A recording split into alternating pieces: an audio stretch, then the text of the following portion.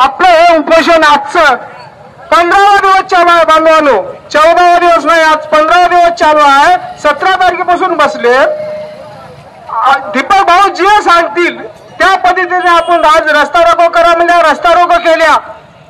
उद्या जे सांगतील, उद्या मुंबईला जा म्हणजे मुंबईला जाऊ,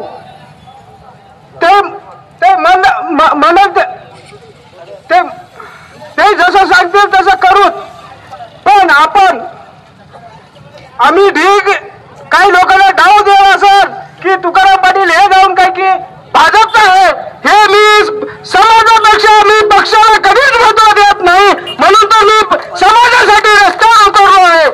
अगोदर कोणतीही केस झाली तुमच्या आधी जर माझ्यावर करा म्हणणं गेलं तर मला बदलून ठेवा, तुम्ही बत्ताच चिंता करू नका. हे डोक्यातून गैरसमज काढून टाकून द्या.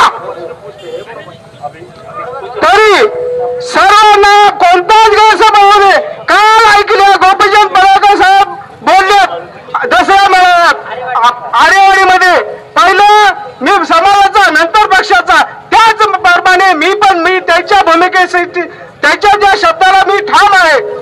तरी कोणीही डाऊट आणू नका, कोणीच गैरसमज करू नका, कोणीही राजकारण करू नका. पहिलेच आपला समाजाचा विषय असताना कोणीच राजकारण करायचं नाही. जे समाजाचा जे निर्णय होईल त्याप्रमाणे आम्ही चला कधी पण तयार आहोत. त्याची कोणतीच डाऊट करू नका, कोणतीही शंका करू नका.